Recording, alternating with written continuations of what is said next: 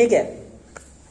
तो हमारे पास परमेश्वर की कुछ क्वालिटीज का हमें पता लगा।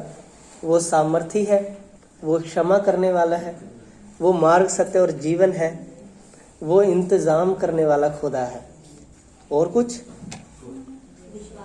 विश्वास योग्य है।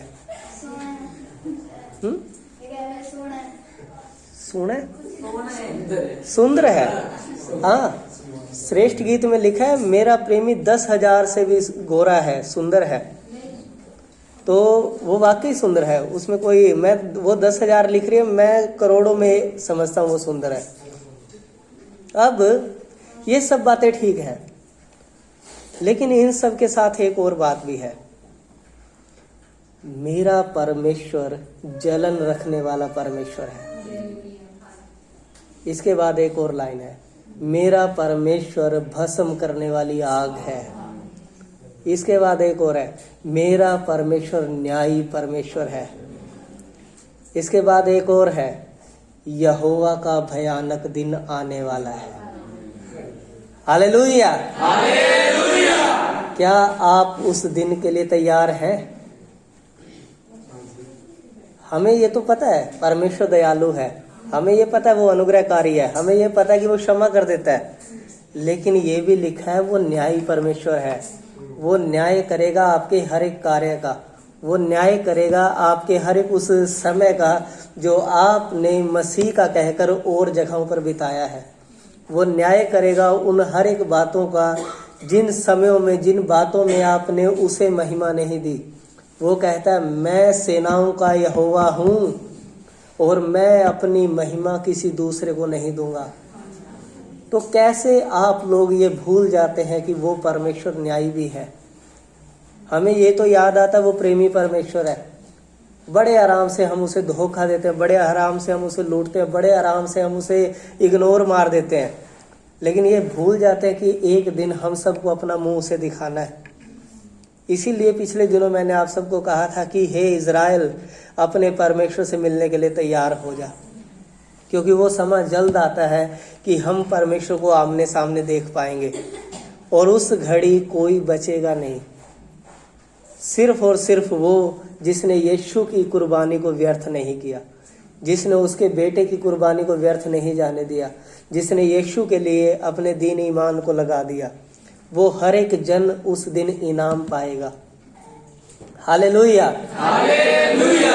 आपको पता है एक भाई ने इसको इस तरीके से कहा, कहता परमेश्वर बैठे हैं और परमेश्वर सारे ग्रहों को कहते हैं अपनी अपनी जगह पर जाकर सेट हो जाओ, और वो झुकते हैं, दंडवत करते हैं और चले जाते हैं।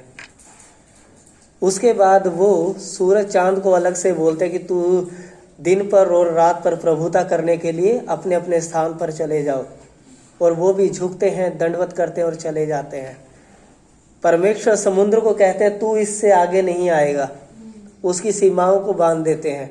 बाइबल बताती है इस चीज को, और वो भी झुकता है, दंडवत करता है और वहीं पर रुक जाता है। और फिर परमेश्वर आप लोगों से कहते हैं आ जाओ, और आप लोग कहते हैं नो, हम तो नहीं आते। तो सोचो फिर हाल क्या होने वाला है। इस पूरी जो हमारी आकाश गंगा मिल्की वे, उसमें करोड़ों तारे हैं, करोड़ों ग्रह हैं। उनमें से एक छोटा सा ग्रह है पृथ्वी। उसके बारे में बाइबल बताती है कि ये पृथ्वी जो है परमेश्वर के हाथ में एक ओस की बूंद के जितनी है। अब इस छोटी सी पृथ्वी में हम लोग चौधरी बन के बैठे हैं। हम ये सोचते हैं कि यहाँ के खुदा हम हैं। परमेश्वर चाहे कुछ भी कहे, हमें नहीं मानना भाई। हमें वो करना है जो हमारा मन कहेगा। ऐसे ही है ना? क्या करते होते हैं ज्यादातर? क्या कहते हैं कि आज प्रार्थना की? नहीं, मन नहीं कर रहा था। बेटा चर्च क्यों नहीं आए? मन नहीं कर रहा था। या कई बार क्या होता है, व्हीकल नहीं होता है ना, हमारे पास साधन नहीं था जी। अगर हम आज से 10-15 साल पहले चले जाएं, किसके पास साधन था? किसी के पास नहीं था। प्रभु के लोग उन जगहों पर जहां पर इंसानों का पहुंचना मुश्किल है, वहां तक की पैदल यात्राएं कर करके लोगों को सुसमाचार सुना के आए। और हम चर्च तक पहुंचने के लिए कहते हैं कि हमारे पास साधन नहीं है। इसमें आपकी बड़ाई तो कर सकता नहीं मैं, माफ कीजिएगा, बड़ाई के लायक मैं नहीं कहूंगा इस बात को। हमें परमेश्वर ने एक नई सृष्टि होने के लिए रचा, और हम, आपको याद है एक वचन अगर आपने सुना हो तो लिखा है, नहलाई हुई सुअरनी वापस कीचड़ की ओर लौट जाती है। पढ़े? नहलाई हुई सुअरनी वापस कीचड़ की ओर लौट जाती है और कुत्ता अपनी छांट को चाटता है। पढ़े? नहीं पढ़ा तो दोबारा पढ़ लेना, अपनेपन की फीलिंग आएगी। मेरा गला खराब है इसलिए रूडली बोलूंगा थोड़ा आज, प्लीज माइंड कीजिएगा। गलत तो नहीं कहा?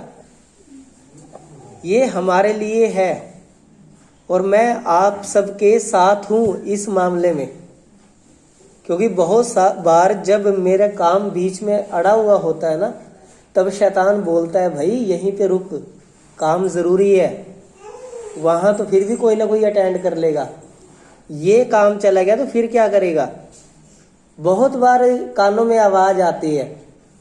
उस समय यदि मेरे पांव वहां पर रुक जाते हैं तो इसका अर्थ ये हुआ कि मैं किसी और की प्रस्तिश करने लगा हूं, मैंने कोई और मूर्ति पूजा स्टार्ट कर दी है, मैंने किसी एक ऐसी चीज को या ऐसे काम को अपना पहला स्थान देना शुरू कर दिया है जिसके वो लायक भी नहीं है। क्या आपको लगता है परमेश्वर की तुलना किसी और से की जा सकती है? वो परमेश्वर जो कायनात को रचने वाला है, उसको आप इग्नोर कर देते हैं थोड़े से काम के लिए या एक व्हीकल ना होने के लिए। लोग तीर्थ यात्राएं करने के लिए जाते हैं 1200 किलोमीटर तक भी पैदल, और आपको 5 किलोमीटर का सफर भी भारी लगता है। कुछ नहीं कह रहा मैं, सिर्फ सोच लीजिए किस दौर में जी रहे हैं आप। कहीं कोई कुंडी तो नहीं फंसी हुई, किसी और ने तो नहीं फंसा ली। पता लगे जिस घड़ी यीशु आपको बुला रहा हो ऊपर आने के लिए और आपकी वही कुंडी आपको तंग कर जाए। चेक कर लो, समस्याएं आए इससे पहले आप बचने का उपाय कर लो, आप सबके फायदे के लिए। और मैं भी साथ में हूं, मैं भी ऐसा ही हूं, मैं भी कोई भला नहीं हूं और ना मैं कभी अपने आप को भला कहता। ये तो उसका अनुग्रह है कि मेरे जैसे निकम्मे को यहां खड़ा कर दिया, वरना हम तो चौक में छितर खाने वाले बंदों से भी गए गुजरे। आप भी भले बुरे होंगे, सब मिक्स ही होंगे, या कोई है जो बिल्कुल भला है यहाँ पे? पौलुस कहता है अपने बुलाए जाने को तो सोच लो। कहता ना तो बहुत अधिक बुद्धिमान बुलाए गए, ना ही धनवान बुलाए गए, ना ही सामर्थी और बलवान बुलाए गए। कौन बुलाया गया?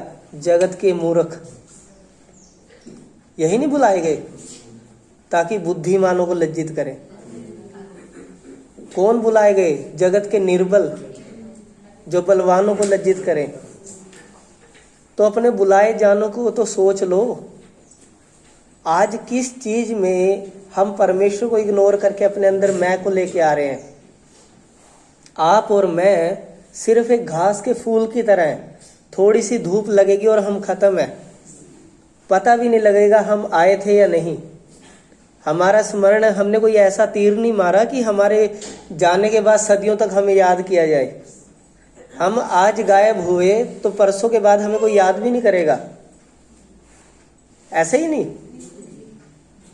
चलिए खैर, इन बातों को छोड़ते हैं। लेकिन अपने जीवन को सुधार लीजिए। मेन और महत्वपूर्ण बात यही है, अगर आप अपने जीवन को मसीह के अनुसार नहीं जिएंगे तो आपके लिए मसीह में कोई आशा नहीं है। यीशु के द्वारा हम पर अनुग्रह हुआ, हमारे पिछले सारे पापों को माफ कर दिया गया। लेकिन जब आप बाइबल को पढ़ेंगे, यीशु ने बार बार कहा फिर पाप मत करना। और ये लिखा है यदि कोई फिर पाप करता है तो वो यीशु मसीह को क्रूस पर चढ़ाता है। जो दोबारा यीशु को क्रूस पर चढ़ाएगा तो याद रखना यहोवा का भयानक दिन आने वाला है और उसमें हर एक का न्याय किया जाएगा। चलिए एक वचन पढ़ेंगे हम, यशायाह की किताब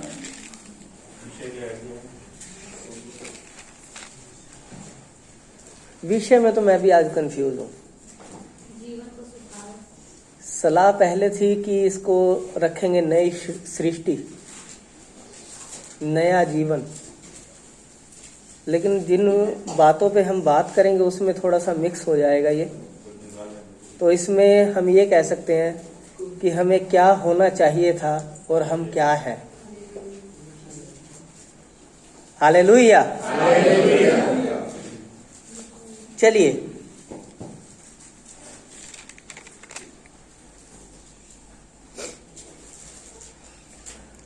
कुछ समय पहले हमने बात की थी कि बहुत सारे लोग जो हैं अतीत को पकड़ के बैठते हैं, है ना, अच्छे में भी और बुरे में भी। अच्छे में पकड़ते हैं, मैंने 5 साल पहले पवित्र आत्मा का बपतिस्मा पाया था।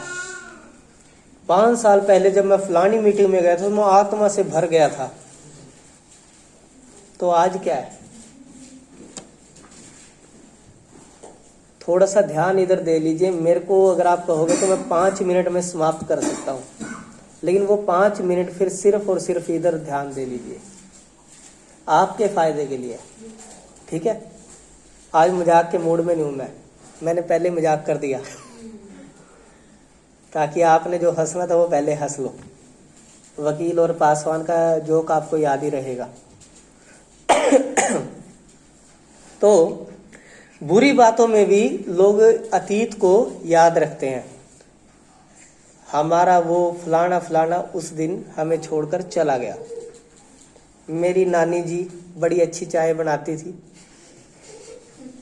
और वो चली गई, लेकिन प्रभु ने मेरे को एक और नानी दी है टीसी के रूप में, और वो मेरे लिए बहुत अच्छी चाय बनाती है। तो प्रभु हमारा इंतज़ाम करता है, तो इसमें कोई दो राय नहीं है। अगर आज आपका कोई अपना आपको छोड़कर चला गया है तो कल प्रभु आपके लिए रास्ता खोल देंगे, ठीक है। चलिए एक वचन पढ़ते हैं। वचन है यशायाह की किताब 43 अध्याय 18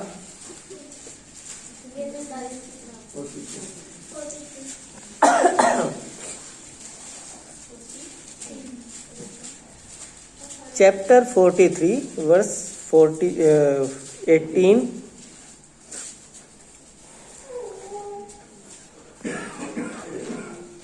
अब बीती हुई घटनाओं का स्मरण मत करो, न प्राचीन काल की बातों पर मन लगाओ।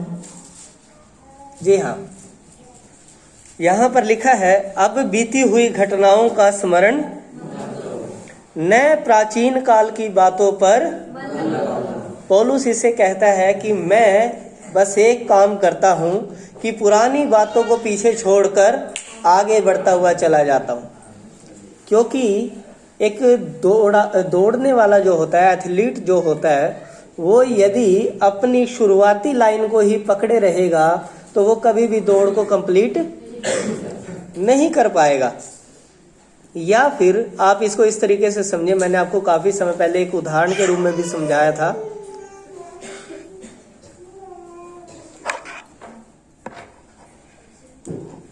हेलो, अब बोल के दिखाओ कौन मेरे से ज्यादा बोलेगा। तो मैंने बहुत पहले एक बार आपको एक उदाहरण के रूप में समझाया था कि एक व्यक्ति जिसके ऊपर बोझ लदा हो या जिसने कोई वजन उठा रखा हो, इसको इस तरीके से समझ सकते हैं। कन्नू इस टाइम अपनी लड़की को लिए हुए है, ठीक है। एक तरफ तो ये दौड़ लगाए और एक तरफ एकांश दौड़ लगाए, अब बताओ मुझे जीतेगा कौन? कारण? हाँ, क्योंकि उसने कोई वजन उठा नहीं रखा। अब यदि आप अतीत का बोझ अपने ऊपर लिए हुए हैं तो मुबारक हो आपको, आप भी दौड़ नहीं जीत पाएंगे, आप भी हार जाएंगे और वहीं पर रुके रहेंगे जहां से आपने स्टार्ट किया था। या फिर आप इसको इस तरीके से समझ सकते हैं, आप दौड़ने के लिए तैयार हैं और किसी ने आपकी टी शर्ट के अंदर एक कुंडी फंसाई और उसको पीछे से बांध दिया और आप दौड़ रहे हैं और तेज दौड़ रहे हैं। कौन दौड़ के दिखाएगा? दिखाएगा दौड़ के कोई? अमन दौड़ सकता था, लेकिन फिर भी चलो कोई बात नहीं, ये ऐसा रहेगा बस। इसको जितना मर्जी तेज कर सकते हैं, मेरा हेयर स्टाइल खराब हो जाएगा बस। तो क्या है कि वो इंसान जो है वो हमेशा वहीं पर दौड़ता रहेगा, कारण उसको पीछे से बांधा गया है। जो अतीत है उसने उसको पीछे रोक रखा है, वो कभी आगे। तो आप सब जो भी आप में से अपने अतीत को पकड़े हुए बैठे हैं, चाहे वो अच्छा है या बुरा है, तो बधाई हो, आप वहीं पर दौड़ रहे हैं और आप कहीं नहीं जा रहे। हालेलुया। घबराइए मत, आप कोई स्वर्ग की यात्रा पे नहीं है, आप घर से ज्यादा दूर नहीं निकले हैं, आप वहीं पर दौड़ रहे हैं। बधाई हो आप सबको, आप मुड़कर वापस संसार में जा सकते हैं, ये संसार आपका रहेगा। लेकिन यीशु कहता है कि ना मैं संसार का, ना मेरे लोग संसार के। तो यीशु इस संसार का नहीं था, इसलिए सताया गया, और उसके लोग भी इस संसार के नहीं हैं, इसलिए सताए जाते हैं। मैंने आपको बताया था कि हर 5 मिनट में एक मसीही व्यक्ति की जान चली जाती है दुनिया में कहीं ना कहीं, हर 5 मिनट में। सबसे ज्यादा अत्याचार यदि किसी कम्युनिटी पर होते हैं तो वो मसीहत है, लेकिन ये लोग अपनी गिनती पूरी कर रहे हैं। बाइबल बताती है कि जब वेदी के पास बलि हुए लोगों ने कहा कि कब तक तू हमारी मौत का पलटा नहीं लेगा, कब तक तू बदला नहीं लेगा, तब परमेश्वर ने कहा अभी ठहरे रहो, वध होने वालों की गिनती पूरी हो जाने दो। ये वो गिनती पूरी हो रही है, जिस घड़ी ये गिनती पूरी हो गई उसी घड़ी हमारा यीशु बादलों पर आ चुका होगा। हालेलुया। अब ठीक है, तो अरे इसको आज नाराजगी है क्या मेरे से?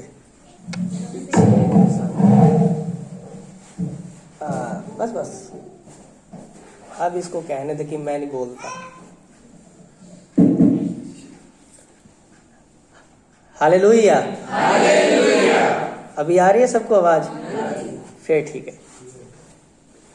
तो यहां पर लिखा है, अब बीती हुई घटनाओं का स्मरण मत करो, नए प्राचीन काल की बातों पर।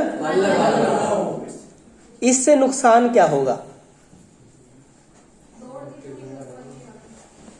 आप दौड़ पूरी इसको इस तरीके से समझिए, एक व्यक्ति है जॉब कर रहा है और 10,000 रुपये सैलरी ले रहा है। 10,000 इसलिए बोल रहा हूं कि आपको कैलकुलेशन करने में आसानी रहे। मैथ जिसका कमजोर हो उससे बात नहीं, ठीक है, जिसका ठीक हो वो कर ले। तो 10,000 रुपये सैलरी वो ले रहा है। अब उसने अपने बॉस को कहा मेरी सैलरी बढ़ा, यानी कि मेरी प्रमोशन चाहिए, मुझे थोड़ा सा और आगे जाना है। उसका बॉस कहता है भाई 2 महीने रुक जा, 2 महीने बाद बढ़ाऊंगा, अभी नहीं बढ़ाता। लेकिन इतने में ईगो हर्ट हो जाती है हमारी, अभी चाहिए। हमारी प्रार्थनाएं अभी क्यों नहीं सुनी जा रही? अभी चाहिए। वहां पर झाड़ा लगा के आए वो तो जल्दी ठीक हो गया, हम क्यों नहीं ठीक हुए अभी तक? हमें अभी चाहिए। तो ऐसे में क्या हुआ, उस बंदे ने वहां से जॉब छोड़ दी। अब ये जगह जगह जाके कह रहा है बाबूजी मेरे को नौकरी लगा लो, ये मेरा रिज्यूम है। बंदा कहता है अभी ना जरूरत नहीं है, फोन कर देंगे तेरे को। कई जगह जा जाके बेचारा धक्के खा रहा है, बाबूजी मेरे को लगा लो, बाबूजी मेरे को लगा लो। 2 महीने तक कोई जॉब उसे नहीं मिली, और 2 महीने बाद उसे एक जॉब मिली जिसमें उसे 1000 रुपये फालतू मिलने थे। कितने? 11,000 टोटल। ठीक है, कैलकुलेशन इतना ठीक है ना? आता है मेरे को थोड़ा बहुत हिसाब किताब, तो डोंट वरी, मैं जो कहूंगा सच कहूंगा। तो उसके बाद क्या हुआ, 2 महीने बाद जब उसे 11,000 रुपये की सैलरी वाली जॉब जब मिल गई, तो अब आप मुझे ये बताइए इन 2 महीने में उसका लॉस कितना हुआ? मैंने कहा था मैथ जिसका सही हो वही कैलकुलेशन करे। हाँ जी, तो 2 महीने की सैलरी जो है वो बनी 20,000 रुपये। अरे रिलैक्स बच्चों, रिलैक्स, डोंट वरी। तो 20,000 रुपये सैलरी उसकी उन 2 महीनों में नहीं आई। ठीक है, प्लस में उसका जो 9-10 हजार रुपये का खर्चा हर महीने होता था वो तो रेगुलर हुआ, वो तो हो ही रहा है। खाना थोड़ी छोड़ दिया उसने 2 महीने, तो टोटल नुकसान उसका 40,000 हुआ। अब फालतू कितने मिले? 1,000। कितने महीनों में जाके कवर करेगा? 40 महीनों में जाके इसके ये 40,000 का नुकसान की भरपाई होएगी। 40 महीनों के बाद इसे वो जाके 11,000 का सुख मिलेगा कि हाँ, जो 2 महीने बाद इसे सैलरी बढ़कर मिलनी थी वो इसे अब 40 महीने बाद मिलेगी। तो मेरे प्रियो, यदि आप भी अतीत के पीछे पड़े हुए हैं तो आप भी ऐसा ही नुकसान अपने जीवन में कर लेंगे, जिसकी भरपाई आने वाले कई महीनों तक आपको करनी पड़ेगी। Hallelujah, hallelujah. इसीलिए परमेश्वर का दास पौलुस भी कहता है कि एक काम करो, पुरानी बातों को छोड़ दो और आगे बढ़ो। अगर कोई हमारे पास अब नहीं है तो छोड़ दो, वो नहीं है हमारा। और यदि कोई जॉब हमारे पास नहीं है तो इट मीन्स वो हमारी नहीं थी ना, तो क्यों उसको लेकर हमें रोने बैठना है? हमें आगे बढ़कर एक नया काम करना है, क्योंकि परमेश्वर हमारे लिए कुछ तैयार कर रहे हैं। और वो क्या कर रहे हैं? 19 वचन।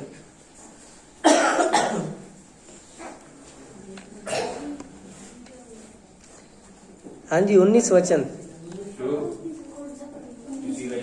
देखो मैं एक नई बात कहता हूँ, वह अभी प्रकट होगी, क्या तुम उससे अनजान रहोगे? मैं जंगल में एक मार्ग बनाऊंगा और निर्जल देश में नदियां बहाऊंगा। हाँ जी, सुन लिया। देखो मैं एक नई बात करता हूँ। कब तक पुराने में लटके रहोगे? देखो मैं एक नई बात करता हूँ, जो या फिर वह अभी प्रकट होगी, क्या तुम उससे अनजान रहोगे? मैं जंगल में एक मार्ग बनाऊंगा। Hallelujah, hallelujah. परमेश्वर आपको कांटों भरे रास्ते पर चलने नहीं देगा। जब आप उसके हैं तो वो आपके लिए जंगल में से भी एक मार्ग निकालेगा और निर्जल देश में नदियां, जहां पर कोई उम्मीद ही नहीं है कि आपको एक बूंद पानी की मिले, उस निर्जल देश में परमेश्वर आपके लिए नदियां। काफी साल पहले मैंने एक प्रचार किया था, परमेश्वर बहुतायत का परमेश्वर है। और उसमें मैंने बताया था कि जब परमेश्वर ने आदम को बनाना था, आदम को जब परमेश्वर ने बनाना था तो उससे पहले परमेश्वर ने क्या क्या बनाया?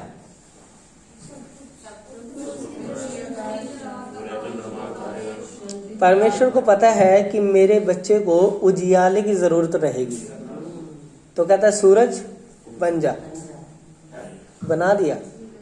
फिर लगा कि मेरा जो बच्चा है कई बार बीच पर नहाने के लिए तो जाएगा, कहता है समुंदर जगह छोड़, यहाँ पर खड़ा हो जा, बस यहाँ पे। जब मेरा बेटा आए नहाने के लिए तो उसको नहाने देना। फिर उसके बाद परमेश्वर ने हर एक तरह का पेड़ पौधा उगाया, जिनमें फलदायी वृक्ष भी थे और जिनमें फल नहीं थे वे वाले वृक्ष भी थे, छांव के लिए भी और भोजन के लिए भी। परमेश्वर ने हर तरह के वृक्ष वहां पर उगा दिए। अब परमेश्वर ने देखा कि जब वो खाएगा तब प्यास लगेगी तो क्या करेगा, और समुद्र का पानी तो पी नहीं सकते। तो परमेश्वर ने आज्ञा दी और 4 नदियां वहां पर बहा दी। कहता है चारों जगहों पर जहां कहीं भी मेरा बेटा जाएगा वहीं से पानी पी सकता है। ये नहीं है कि उसे स्पेशल एक जगह पर आना पड़ेगा, जहां वो जाएगा नदी वहीं पे आएगी। Hallelujah, hallelujah. ये इंतजाम था परमेश्वर का आदम के लिए। और जब ये सारी चीजें परमेश्वर ने बना दी ना, उसके बाद परमेश्वर कहता है अच्छा है, मैंने जो बनाया है अच्छा है। और फिर बनाता है आदम को, और आदम को देखकर कहता है बहुत अच्छा है। इस सारी सृष्टि से बढ़कर परमेश्वर को आदम पसंद आया था, हम पसंद आए थे। और ये आदम, ये मानव जाति आज उस परमेश्वर की स्तुति करने से हिचकिचाती है, और फिर कंगाली में बैठकर रोते और कलपते रहते हैं कि हाँ हमारी जरूरतें पूरी नहीं हो रही। बाइबल कहते मैंने कभी किसी धर्मी के संतान को टुकड़े मांगते नहीं देखा। कभी एक धर्मी की संतान भिखारी नहीं मिलेगी आपको, कारण उनका भरोसा यहोवा पर है। और यहोवा यिरे उपाय करने वाले परमेश्वर है, वो सारी जरूरतों को पूरा करने वाले परमेश्वर है। और परमेश्वर कहते हैं कि मैं तुम्हारे लिए निर्जल देश में नदियां बहाऊंगा और जंगल में एक मार्ग बनाऊंगा। चलिए, और फिर लिखा है 21 वचन के अंदर, इस प्रजा को मैंने अपने लिए बनाया है कि वे मेरा गुणानुवाद करें। क्लियर समझ में आया? किस लिए बनाया परमेश्वर ने हमें और आपको?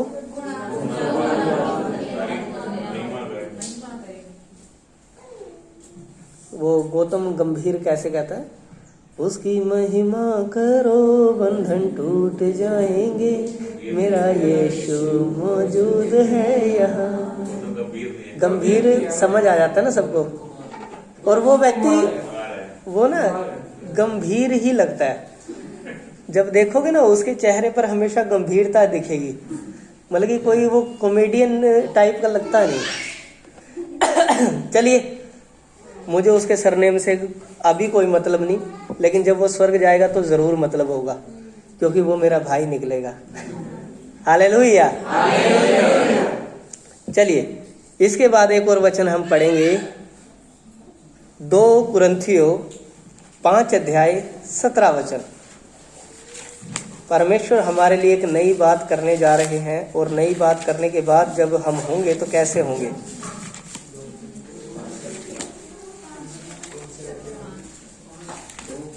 इसलिए यदि कोई मसीह में है तो वह नई सृष्टि है, पुरानी बातें बीत गई हैं और देखो सब बातें नई हो गई हैं। सुना या दोबारा पढ़ें? पढ़ दो, दोबारा पढ़ दो। इसलिए यदि कोई मसीह में है तो वह नई सृष्टि है, पुरानी बातें बीत गई हैं, देखो सब बातें नई हो गई हैं। हाँ जी, इसीलिए यदि कोई मसीह में है, अब आप लोग इसे इस तरीके से कहें, इसीलिए मैं जो मसीह में हूं मैं नई सृष्टि हूं। अब आपकी बारी। इसीलिए मैं जो मसीह में हूं मैं ठीक है। इसीलिए हम सब जो है मसीह में है तो हम नई सृष्टि है। अब यहाँ पर हम सब फंस गए,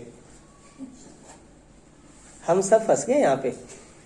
और फंसे कैसे हैं समझ आ जाएगा थोड़ी देर बाद। फिलहाल हम इस बात को बस याद रखिएगा, यदि आप मसीह में हैं तो आप नई सृष्टि हैं। 18 वचन पढ़े। ये सब बातें परमेश्वर की ओर से हैं, जिसने मसीह के द्वारा अपने साथ हमारा मेल मिलाप कर लिया और मेल मिलाप की सेवा हमें सौंप दी है। जी हाँ, ये सब बातें परमेश्वर की ओर से हैं, जिसने मसीह के द्वारा अपने साथ हमारा मेल मिलाप कर लिया और मेल मिलाप की सेवा हमें सौंप दी है। एक परमेश्वर के दास ने एक बार उदाहरण के साथ इसे इस तरीके से कहा, कहता है मेल और मिलाप ये दो शब्द हैं, ठीक है। अब लिखा गया है कि ये सब बातें परमेश्वर की ओर से हैं, जिसने मसीह के द्वारा अपने साथ हमारा मेल मिलाप और वही मेल मिलाप की सेवा हमें। तो अब इसमें छोटा शब्द और बड़ा शब्द कौन कौन से हैं? छोटा शब्द कौन सा है और बड़ा शब्द? ठीक है। तो उन्होंने कहा मिलाप के लिए एक क्षण काफी है। हम किसी से मिले और हमारा मिलाप हो गया। भरत मिलाप सुना था ना? हमारा मिलाप हो गया और मिलाप होने के बाद अब हमें करना क्या है? मेल रखना है और इसमें आपकी पूरी उम्र गुजर जाएगी। एक बार कहता है एक शादी करवा रहे थे तो लड़का कहता उतावला कहता है पादरी साहब बस फटाफट कहता ब्याह करा दो साडा, बस फटाफट साडा मिलाप करा दो तुसी। भाई फटाफट ਨੂੰ ਕੀ ਹੋ ਗਿਆ ਵੀ ਤੁਸੀਂ ਰੱਬ ਦਾ ਕਲਾਮ ਤਾਂ ਸੁਣਨ ਦਾ ਥੋੜਾ ਬਹੁਤਾ ਟਾਈਮ ਕੱਢ ਲਓ। ਕਹਿੰਦਾ ਨਾ ਜੀ ਬਸ ਤੁਸੀਂ ਫਟਾਫਟ ਆਪਣਾ ਮਿਲਾਪ ਕਰਾ ਦਿਓ, ਫਟਾਫਟ ਸਾਡਾ ਵਿਆਹ ਕਰਾ ਦਿਓ ਤੁਸੀਂ। ਕਹਿੰਦਾ ਫਿਰ ਠੀਕ ਹੈ, ਐ ਲੈ ਹੋ ਜਾਓ ਖੜੇ, ਫੜੋ ਮੁੰਦਰੀਆਂ। ਐ ਰੱਬਾ ਇਹ ਦੋਵੇਂ ਤੇਰੇ ਅੱਗੇ ਨੇ, ਅੱਜ ਇਨ ਦੋਵਾਂ ਨੂੰ ਤੂੰ ਸੰਭਾਲ। ਇਹ ਦੋਵੇਂ ਜਦੋਂ ਇੱਕ ਦੂਜੇ ਦੇ ਹੋਣ ਲੱਗੇ ਨੇ ਤੂੰ ਇਹਨਾਂ ਦੇ ਉੱਤੇ ਦਇਆ ਕਰ ਤੇ ਇਹਨਾਂ ਨੂੰ ਇੱਕ ਟਾਈਮ ਦੇ ਕਿ ਇਹ ਤੇਰੇ ਕਲਾਮ ਨੂੰ ਸੁਣ ਸਕਣ, ਇਹ ਤੇਰੇ ਕਲਾਮ ਦੇ ਅਨੁਸਾਰ ਚੱਲ ਸਕਣ। ਕਿਉਂਕਿ ਜੇ ਤੂੰ ਇਹਨਾਂ ਦੇ ਅੰਦਰ ਨਹੀਂ ਹੈਗਾ ਤੇ ਇਹਨਾਂ ਦਾ ਇਹ ਰਿਸ਼ਤਾ ਜ਼ਿਆਦਾ ਨਹੀਂ ਚੱਲਣਾ। ਯੀਸ਼ੂ ਦੇ ਨਾਂ 'ਚ ਆਮੀਨ। ਕਹਿੰਦੇ ਲਓ ਜੀ ਪਾਲੋ ਮੁੰਦਰੀਆਂ ਹੋ ਗਈ। ਹੋ ਗਈ 3 ਮਿੰਟਾਂ 'ਚ। ਕਹਿੰਦਾ ਕਾਕਾ ਮੇਲ ਕਰਨ 'ਚ ਹੁਣ ਤੈਨੂੰ ਸਾਰੀ ਉਮਰ ਲੱਗਣੀ ਹੈ। ਅਸੀਂ ਤਾਂ ਕਾਕੇ ਕਹਿੰਦੇ ਮਿਲਾਪ ही करा सकते हैं, मेल तो ਤੁਹਾਨੂੰ ही रखना है। तो ये मेल जो है मेल रखने में सारी उम्र गुजर जाती है। परमेश्वर ने मसीह के साथ हमारा मेल मिलाप करवा लिया अपने साथ, मसीह में अपने साथ हमारा मेल मिलाप कर लिया। अब वो सेवा उसने हमें सौंप दी। मैंने आपको थोड़े दिन पहले ही एक बात कही थी कि आप लोगों का यीशु उन्हें दे दें, यीशु को अपने तक सीमित ना रखें। तो अब ये जो मेल मिलाप की सेवा आपको सौंपी गई है, इसका अर्थ ये हुआ कि जैसे आपका मेल मिलाप परमेश्वर के साथ हुआ, वैसे ही आप बाकी लोगों का मेल मिलाप परमेश्वर के साथ करवाएं। इसीलिए ये त्योहार मनाए जाते हैं, जैसे क्रिसमस हो गया, ईस्टर हो गया, गुड फ्राइडे हो गया। ये इसीलिए मनाए जाते हैं ताकि लोगों का मेल मिलाप परमेश्वर के साथ करवाया जा सके। इन दिनों जो विश्वासी लोग नहीं है उन्हें आमंत्रित किया जाता है कि आप हमारी सभाओं में आएं और यीशु के प्यार को महसूस कर सकें आप। तो अब की बार भी हम 31 तारीख को ये मनाने जा रहे हैं। तो आप सबसे एक रिक्वेस्ट भी है कि आप लोग उन लोगों को चुने जिनका मेल मिलाप आप परमेश्वर के साथ करवाना चाहते हैं, और आप क्या करें, उन्हें इनवाइट करें 31 तारीख की शाम को, ठीक है, ताकि हम सब मिलकर प्रभु का धन्यवाद कर सकें। तो ये सेवा हमें सौंप दी गई है, ये वचन हमें सौंप दिया गया है, और इसी वचन को आपको आगे ट्रांसफर करना है ताकि और लोग भी परमेश्वर की आशीषों को पा सके। चलिए सोने वाले बोलिए हालेलुया। कौन बोला? चलिए 20 वचन। इसलिए हम मसीह के राजदूत हैं, मानो परमेश्वर हमारे द्वारा विनती कर रहा है। हम मसीह की ओर से निवेदन करते हैं कि परमेश्वर के साथ मेल मिलाप कर लो। जी हाँ, इसको 19 को भी पढ़ दें जरा। अर्थात परमेश्वर ने मसीह में होकर अपने साथ संसार का मेल मिलाप कर लिया और उनके अपराधों का दोष उन पर नहीं लगाया, और उसने मेल मिलाप का वचन हमें सौंप दिया। जी हाँ, परमेश्वर ने मसीह में होकर अपने साथ संसार का मेल मिलाप जितने भी लोग मसीह के द्वारा परमेश्वर के पास जाएंगे उनके अपराधों का दोष उन पर नहीं लगाया जाएगा। ये फैसिलिटी है यीशु के साथ परमेश्वर के पास जाने में। यदि कोई भी परमेश्वर के पास जाना चाहता और मसीह के साथ चले तो वो बचाया जाएगा, परमेश्वर का अनुग्रह पाएगा और स्वर्ग में अपना स्थान पाएगा।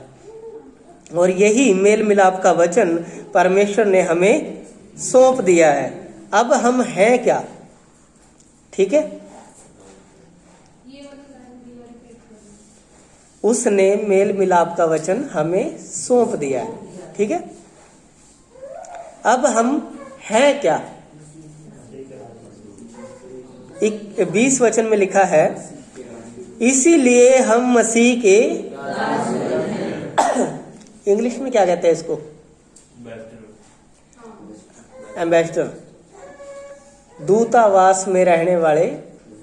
हम दूसरे देश के दूत हैं, यहाँ पर राजदूत हैं। चलिए, इसलिए हम मसीह के राजदूत हैं, मानो परमेश्वर हमारे द्वारा। इसमें मेरे ख्याल से हर एक मानव को शर्म आनी चाहिए कि परमेश्वर को विनती करनी पड़ रही है, कारण हम अपने पापों से मन नहीं फिराते। इसीलिए परमेश्वर हमारे द्वारा विनती कर रहा है। हम मसीह की ओर से निवेदन करते हैं। परमेश्वर विनती कर रहा है और परमेश्वर के लोग निवेदन कर रहे हैं कि परमेश्वर के साथ मेल मिलाप यही सही समय है। ये समय बीत गया तो फिर आप लोगों के लिए या बाकी लोगों के लिए कोई उद्धारकर्ता नहीं आने वाला। इसके बाद न्यायी परमेश्वर का प्रकट होना बाकी है। चलिए जल्दी जल्दी आगे बढ़ते हैं, क्योंकि आज प्रभु की मेज भी हमारे बीच में है। हम पढ़ेंगे रोमियो की किताब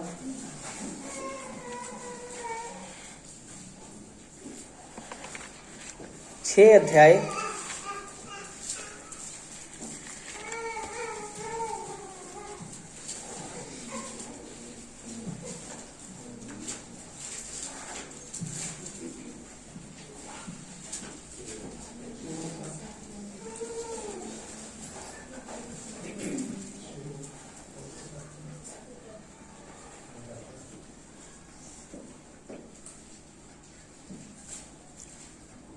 इसका 1 वचन 1 और 2। तो हम क्या कहें? क्या हम पाप करते रहे कि अनुग्रह बहुत हो? कदापि नहीं। हम जब पाप के लिए मर गए तो फिर आगे को उसमें कैसे जीवन बिताएं?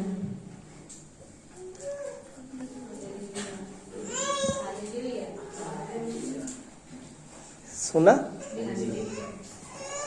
पौलुस कहता है कि जहां पाप अधिक हुआ वहां पर अनुग्रह भी अधिक हुआ। ठीक है, तो अब पौलुस खुद सवाल डालता है कि फिर क्या हम पाप करते रहें कि अनुग्रह बहुत हो? साथ में जवाब है नहीं, कदापि नहीं। हम जब पाप के लिए मर गए तो फिर आगे को उसमें कैसे जीवन बिताएं? तीसरा और चौथा वचन, क्या तुम नहीं जानते कि हम सब जिन्होंने मसीह यीशु का बपतिस्मा लिया उसकी मृत्यु का बपतिस्मा लिया, अतः उस मृत्यु का बपतिस्मा पाने से हम उसके साथ गाड़े गए, ताकि जैसे मसीह पिता की महिमा के द्वारा मरे हुओं में से जिलाया गया, वैसे ही हम भी नए जीवन किसी चाल चले। क्या तुम नहीं जानते कि हम सब जिन्होंने मसीह यीशु का बपतिस्मा लिया है उसकी मृत्यु का बपतिस्मा लिया है? तो ऐसे में वो लोग बड़े आनंदित हो जाएंगे जिन्होंने नहीं लिया।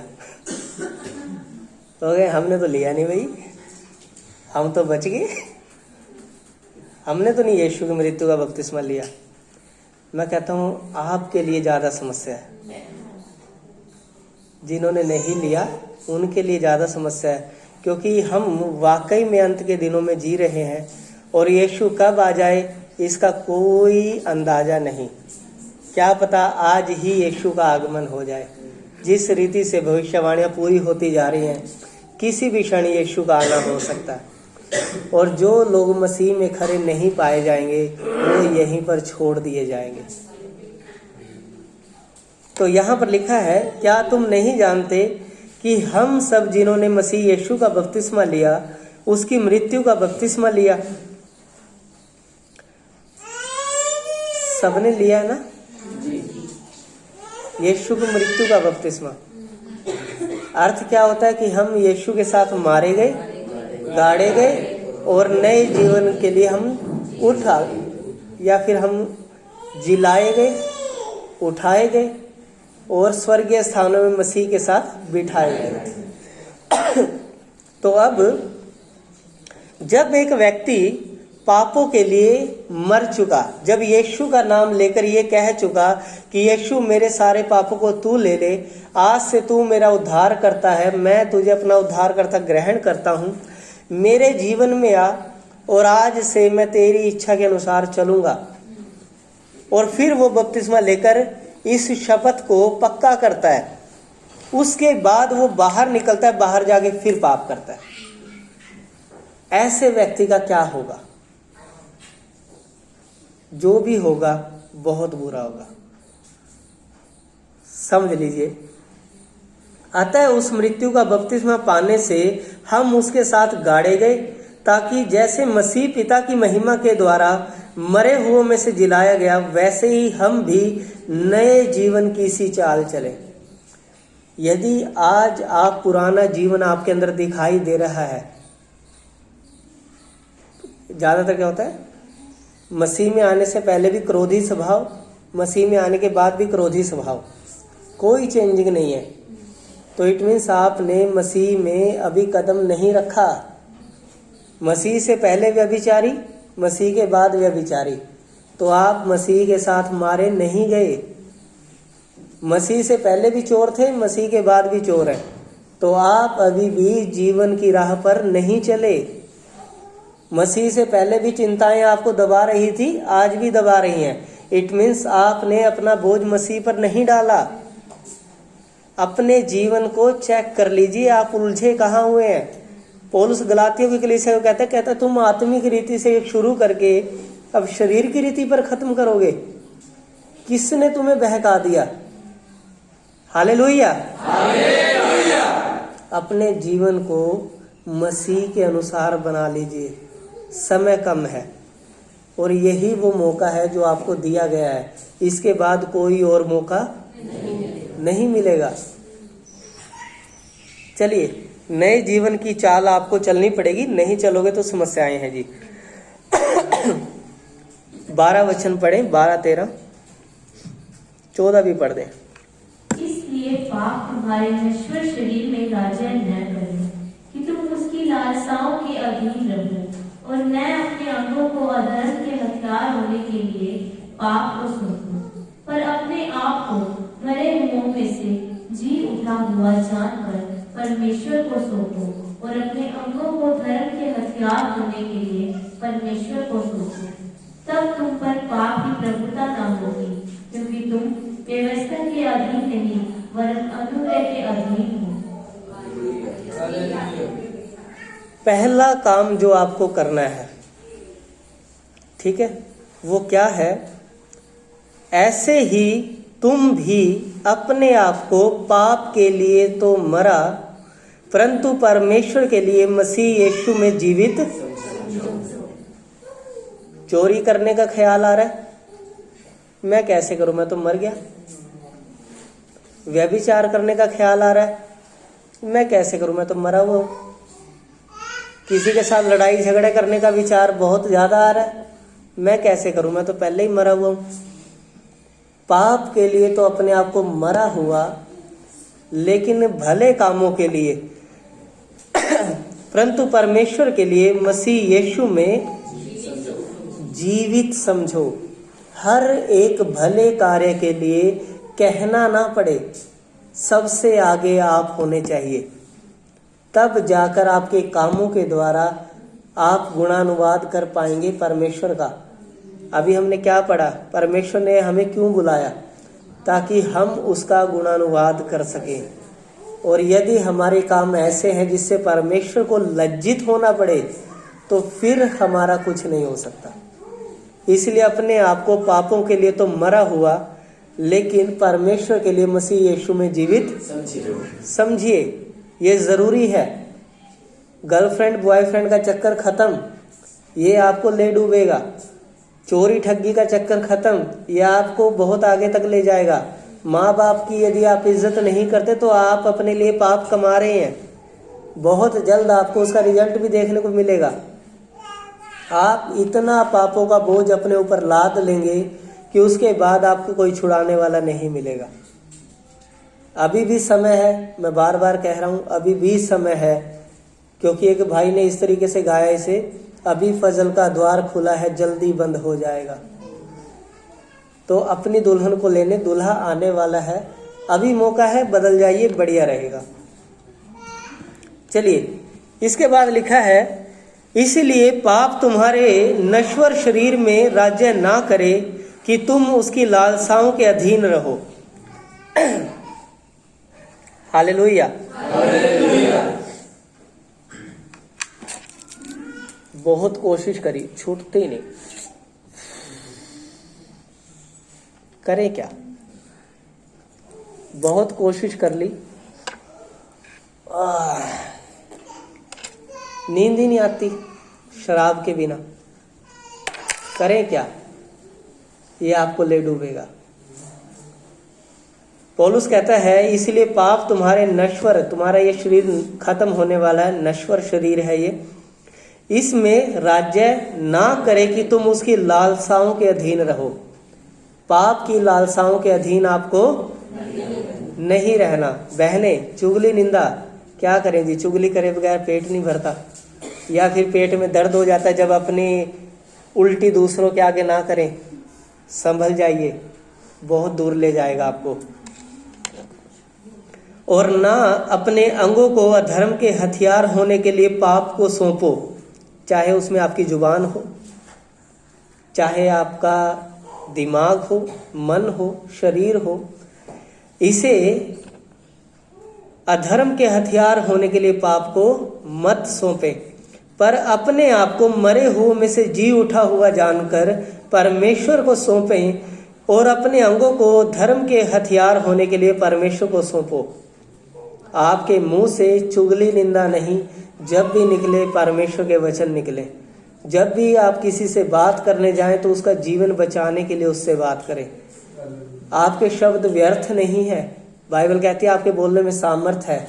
पापी मन फिराएगा, लंगड़ा चंगा हो जाएगा, अंधा आंखें पाएगा। यदि आप परमेश्वर के वचनों को अपने जीवन में लेकर बात कर रहे हैं तो आप वो होते हुए देखेंगे जो आपने कभी नहीं देखा।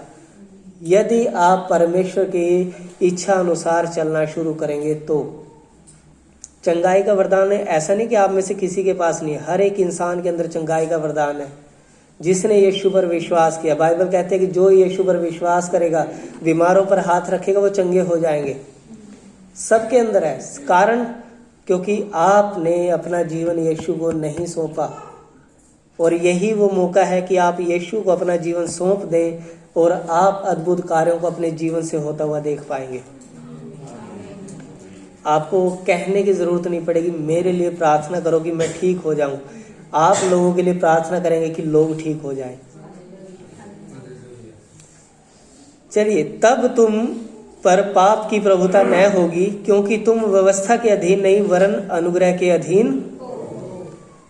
कोई पाप की प्रभुता हमारे ऊपर नहीं होगी, क्योंकि हम परमेश्वर के अनुग्रह के अधीन हैं।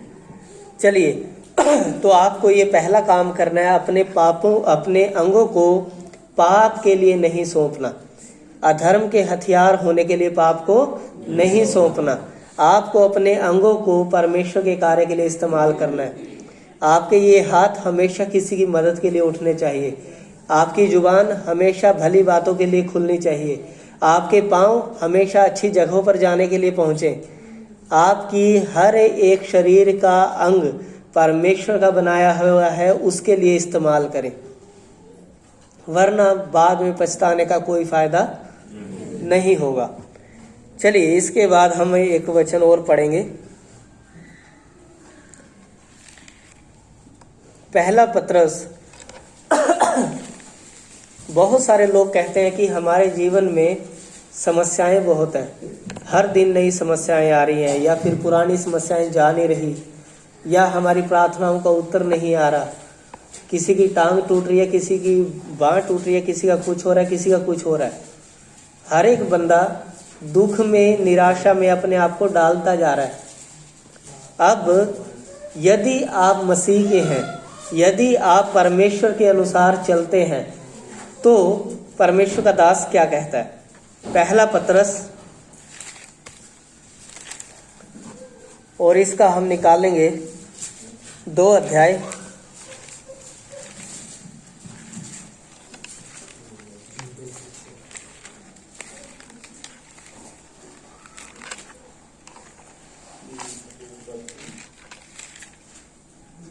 और 19 वचन। क्योंकि यदि कोई परमेश्वर का विचार करके अन्याय से दुख उठाता हुआ कलेश सहता है, तो यह सुहावना है। क्योंकि यदि कोई परमेश्वर का विचार करके अन्याय से दुख उठाता हुआ कलेश सहता है, तो यह। मुझे आज भी याद है वो सवाल जो कि बेटी ने किया था। कहता, भैया अगर हमें कोई बार बार दबाता ही रहे तो फिर हम क्या करें? मतलब कि हम किसी के सामने दीनता और नम्रता दिखाई जा रहे हैं और वो हमें दबाई जाए बार बार, फिर क्या करें? एक बार एक वो क्या कहते हैं पता नहीं कौन सी मूवी थी वो, एक मूवी के अंदर एक हीरो ने गांधी जी को अपनाया और हाँ, मुन्ना भाई। तो मुन्ना भाई में बंदे ने क्या किया, कहता है गांधी जी ने बोला एक गाल पे कोई मारे तो दूसरा भी आगे करने का, तो लगा दिया। एक बंदे ने आगे, कहता दूसरा भी आगे करने का, कहता देखा नहीं मारा ना, इतने में उसने लगा दिया दूसरे पे भी। कहता फिर अब, कहता दोनों गाल पे मार दे। इसके बाद गांधी ने कुछ नहीं बोला। धैर्य। आपको क्या करना है? पतरस ने एक बार पूछा यीशु से, गुरु ये बता, यदि मेरा भाई मेरे विरुद्ध अपराध करे तो मैं कितनी बार उसे क्षमा करूं? क्या 7 बार? 7 के 70 गुणे तक 490 बार क्षमा कर। अभी अपने अपने जीवन में अंदाजा लगा लो कि क्या आप इतनी बार किसी को क्षमा कर चुके? जब तक नहीं हो लेते तब तक करते रहो। और दूसरी बात, काउंटिंग करने की जरूरत नहीं है। हालेलुया। अर्थ ये हुआ, क्षमा आपकी पहचान होनी चाहिए। बाइबल ये कहती है मेरा परमेश्वर क्षमा करने वाला परमेश्वर है, इसलिए उसका भय माना जाना चाहिए। उसकी पहचान है ये, उसका एटीट्यूड है ये कि वो क्षमा करता है, उसके अंदर पावर है क्षमा करने की। आपके अंदर भी वही होनी चाहिए, क्योंकि लिखा है यदि तुम किसी के क्षमा नहीं करोगे तो तुम्हारे भी नहीं किए जाएंगे। अगर खुद होना तब तो करोगे। हालेलुया। अब भी नहीं करते तुम ना करो। चलिए, क्योंकि यदि तुमने अपराध करके घूसे खाए और धीरज धरा तो इसमें क्या बड़ाई की बात है, पर यदि भला काम करके दुख उठाते हो और धीरज धरते हो तो यह परमेश्वर को हाँ जी, यदि तुम बुरे काम करते हो और तुम्हें छितर पड़ते हैं तो कहते तुम्हारी क्या बढ़ाई है, ये तो तुम्हारा हक है। कह सकते हो साडा हक ऐथे रख, कह सकते हो, क्योंकि तुम्हारा हक है, जन्मसिद्ध अधिकार है कि जब तुम पाप करते हो या बुरा काम करते हो तुम्हें छितर लगने चाहिए, व्यवस्था है ये। लेकिन यदि तुम बिना कुछ अपराध किए घूसे खा रहे हो, अन्याय सह रहे हो, परमेश्वर के लिए दुख उठा रहे हो, तो कहता है ये परमेश्वर को भाता है। परमेश्वर आपसे इस बात में प्रसन्न रहेगा कि आपने नम्रता का चिन्ह प्रकट किया है, आपने नम्रता का फल प्रकट किया है। नम्रता है क्या? यही तो है कि मुझे पता है कि मैं अपने से कमजोर को एक थप्पड़ में सुला सकता हूँ। अब वो मुझे तंग किए जा रहा है, उसके बावजूद मैं अपनी ताकत पर कंट्रोल किए हुए हूँ, उसको नहीं मार रहा। यही तो नम्रता है। और ये थोड़ी है ऐसे बाबूजी बाबूजी ऐसे फेसिंग इंप्रेशन देने का नहीं, व्यवहार में दिखेगी नम्रता, आपके चाल चलन में नम्रता झलकेगी जब आप जीवन में प्रभु को अपने साथ लेकर चलेंगे तो। ठीक है। हालांकि मेरे बोलने में आपको नम्रता नहीं दिखाई दे रही होगी, क्योंकि मैं नम्रता के साथ नहीं बोल रहा। हालेलुया। चलिए पढ़ते हैं, इन्हीं को आगे पढ़ते हैं। हम पढ़े 24 तक पढ़ते हैं, इसे 25 तक। और तुम इसी के लिए बुलाए भी गए हो, क्योंकि मसीह ने तुम्हारे लिए दुख उठाकर तुम्हें एक आदर्श दे गया है कि तुम भी उसके पद चिन्हों पर चलो। न तो उसने पाप किया और न उसके मुंह से डर की कोई बात नहीं। वह गाली सुनकर गाली नहीं देता था और दुख उठाकर किसी को भी धमकी नहीं देता था, पर अपने आप को सच्चे न्याय के हाथ में सौंपता था। वह आप ही हमारे पापों को अपनी देह पर लिए हुए क्रूस पर चढ़ गया, जिससे हम पापों के लिए मरकर धार्मिकता के लिए जीवन बिताएं। उसी के मार खाने से तुम चंगे हुए। बस सुना? नहीं सुना? दोबारा सुन लीजिए। और तुम इसी के लिए बुलाए भी गए हो, क्योंकि मसीह भी तुम्हारे लिए दुख उठाकर तुम्हें एक आदर्श दे गया है कि तुम भी उसके पद चिन्हों पर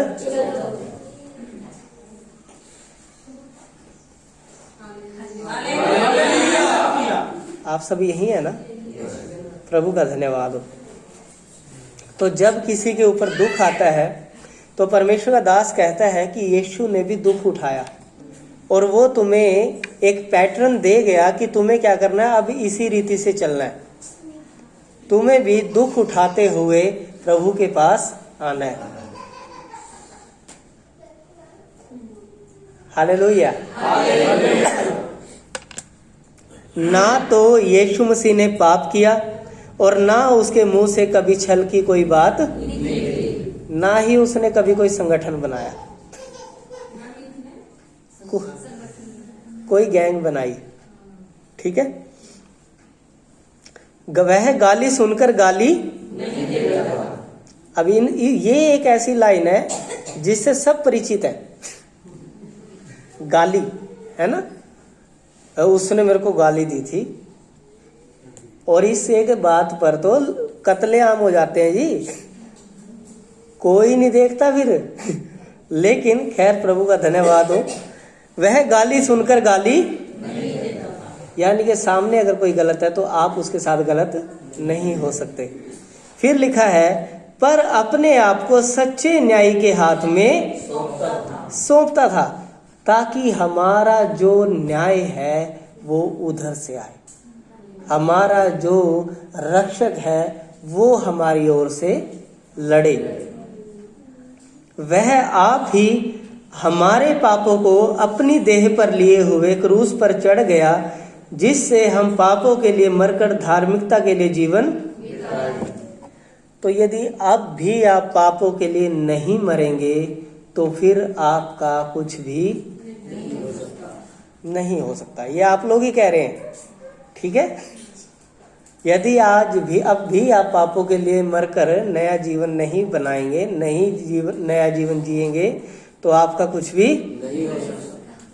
जोर से बोलो ना, आपका नहीं हो सकता। हाँ, आप सब गवाह हैं, ठीक है। जब कभी पाप करें तो याद करना, फिर आपका कुछ नहीं हो सकता। फिर वो कहते हैं ना डॉक्टर, अब बहुत देर हो चुकी है, अगर आप इसे आधा घंटा पहले ले आते तो हम इसकी जान बचा सकते थे, लेकिन अब बहुत देर हो चुकी है। हालेलुया। तो इससे पहले देर हो जाए, परमेश्वर का वचन कहता है यशायाह की किताब में, यहोवा को खोजो जब तक वो मिल सकता है, कहीं बहुत देर ना हो जाए। तो इससे पहले कि देर हो जाए, यीशु मसीह के पीछे चलकर यहोवा को खोज लें। चलिए दोबारा से हम दूसरा कुरिन्थियों पर चलते हैं और हम समाप्त करेंगे अभी ये वचन पढ़कर। यदि आज किसी के जीवन में समस्याएं आती हैं या दुख आते हैं तो घबराने की जरूरत नहीं है, क्योंकि परमेश्वर हमारे लिए एक नया मार्ग तैयार कर रहे हैं और हमारे लिए कुछ रखा गया है।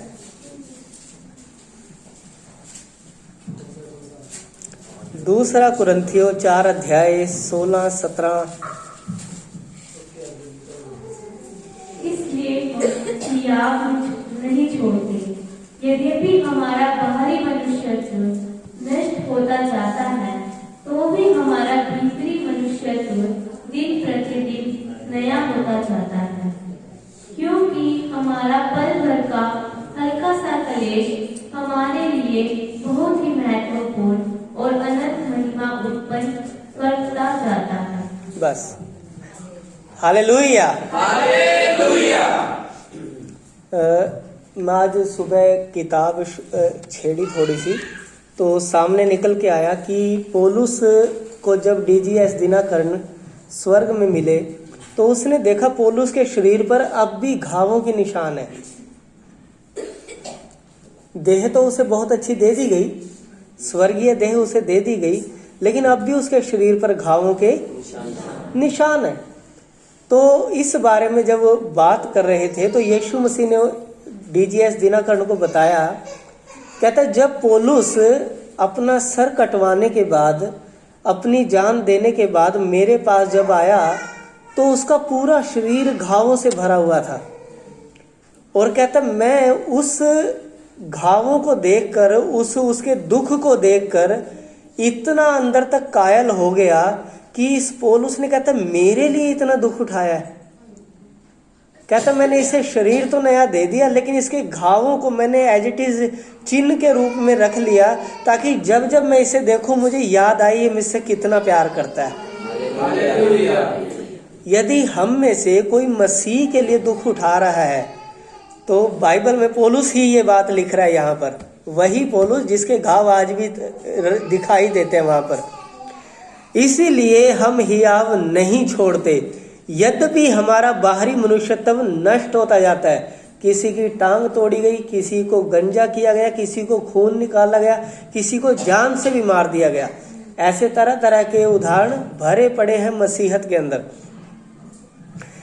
यद्यपि हमारा बाहरी मनुष्यत्व नष्ट होता जाता है, तो भी हमारा भीतरी मनुष्यत्व दिन प्रतिदिन नया होता जाता है। जितना मसीह के लिए वो दुख उठाता गया, उतना वो मसीह के लिए नया बनता चला गया। इसका अर्थ ये नहीं था कि उसकी टांग अगर टूट गई तो वो मसीह के लिए अब लंगड़ा घोड़ा हो गया, बल्कि वो और तेज दौड़ता था, क्योंकि परमेश्वर की दया से वो फिर से नया होता चला जाता था। क्योंकि हमारा पल भर का हल्का सा क्लेश हमारे लिए बहुत ही महत्वपूर्ण और अनंत महिमा उत्पन्न करता जाता है। थोड़ा सा क्लेश आपका, क्योंकि आपकी जिंदगी थोड़ी है, इस थोड़ी सी जिंदगी में थोड़ा सा क्लेश यदि हम उठा रहे हैं प्रभु के लिए, तो वो हमारे लिए बहुत ही महत्वपूर्ण अनंत महिमा उत्पन्न कर देगा। और जब हम वहां पर जाएंगे तो यीशु हमें इंतजार करता हुआ मिलेगा। हालेलुया। तो इसीलिए अपने जीवन को प्रभु के अनुसार जीने की जरूरत है आप सबको, कि जैसा यीशु चाहता है वैसा हम अपने जीवन को जिएं और हमेशा उसी के पीछे चलें। तो प्रभु आप सबको आशीष दे, सबको जय मसीह।